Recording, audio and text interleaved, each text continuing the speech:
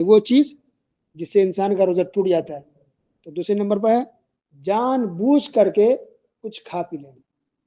تو کوئی بھی چیز ہو، اگر کوئی انسان تھوڑا بھی اگر کھا لیا تب بھی، زیادہ کھا لیا تب بھی، اگر جان بوجھ کر کچھ کھا پی لیتا ہے تو اس سے اس کا روزہ ٹوٹ جائے گا.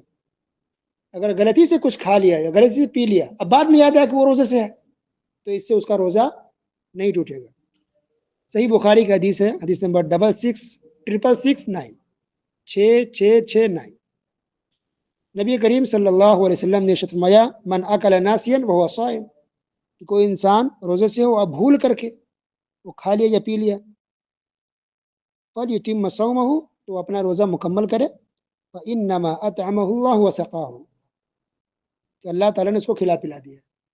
تو روزہ انسان رکھا تھا اور روزے کی حالت میں بھول کر کے پانی پی لیا اور اچانک یاد آیا کہ میں تو روزے سے تھا، تو روزہ ان کا مکمل ہوا، روزہ ٹوٹے خراب نہیں ہوگا، کیونکہ بھول کر کے ہو گیا. گنہگار بھی نہیں ہوگا کیونکہ وہ بھول کر کے ہوا.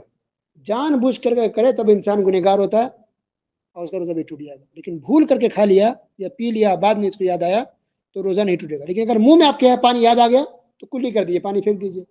یا کوئی چیز کھا رہا ہے منہ میں، اس کو آپ تھوک دیں، پھینک دیجیے فوراً، کلی کر لیں. لیکن جو حلق میں جا چکا تو اس کا تب کچھ نہیں ہو سکتا، الٹی کرنا بھی نہیں، آپ کو چھوڑ دیں بس، آپ کا روزہ ہو گیا. تو دیکھیے اسلام میں کتنی آسانی ہے کہ بھول کر کے کوئی انسان سے کوئی گناہ غلطی ہو جائے تو اللہ اس کی پکڑ نہیں کرتا. جان بوجھ کر انسان کرے تو وہ گنہگار ہوتا ہے. بھول کر کھا لیا یا کوئی پی لیا تو اس سے روزہ نہیں ٹوٹے گا. عام طور پہ رمضان کے شروع میں انسان سے ایسا ہوتا ہے کیونکہ روزانہ عادت ہے کھانے پینے کی، تو روزہ رکھا، کچھ کھا لیا، کچھ پی لیا. لیکن جیسے کچھ دن روزہ رکھ لیتا ہے پھر عادت پڑ جاتا ہے اچھا مجھے روزے سے ہوں، تو یہ غلطی نہیں ہوتی ہے. کہ کھانے پینے کے قائم مقام کسی چیز کا استعمال کر لینا، یعنی کھانے پینے کا جو متبادل ہو، یعنی کوئی ایسی چیز انسان استعمال کر لے جو کھانے پینے کا کام کرتا ہو، وہ اگر استعمال کر لے تو اسے بھی روزہ ٹوٹ جائے گا. مثال کے طور پر طاقت والا انجیکشن، طاقت والا انجیکشن لگائے، طاقت والا گلوکوز چڑھا لے، طاقت کے لیے ڈرپ کو چڑھا لے جسم میں، تو اس کا روزہ ٹوٹ جائے. لیکن علاج کے لیے جو انجیکشن ہے اس سے روزہ نہیں ٹوٹتا. آپ کو بخار ہے، بیمار ہے، طبیعت خراب ہے، اب 4 انجیکشن لگائے، 10 انجیکشن لگ جائے، آپ کا روزہ نہیں ٹوٹے گا. گلوکوز جو ہے ڈرپ، وہ بھی بیماری کی وجہ سے، علاج کی وجہ سے لگا جائے تو ایسے گلوکوز سے اور ایسے ڈرپ سے آپ کا روزہ نہیں ٹوٹے گا. جو علاج کے طور پر یہ سب کام ہو تو اس سے روزہ انسان کا نہیں ٹوٹتا ہے. ٹھیک ہے. لیکن وہ انجیکشن، وہ ڈرپ، وہ پانی یا وہ چیز جو طاقت کے لیے ڈالا گیا جسم کے اندر، تو اس سے روزہ ٹوٹ جاتا ہے. تو کچھ لوگ ایسا کر سکتے ہیں نا کہ کھانے پینے کے بجائے جا کر کے ہاسپٹل پہنچ جائے، پیسے والا ہے، اور کچھ چڑھا لے جسم میں، طاقت بن کے گھومتا رہے. تو طاقت والی چیز استعمال کر لے، انجیکشن کے طور پہ ہو یا کسی اور چیز کے ذریعے جسم میں ڈالا جائے طاقت کے لیے، تو اس سے روزہ ٹوٹے گا.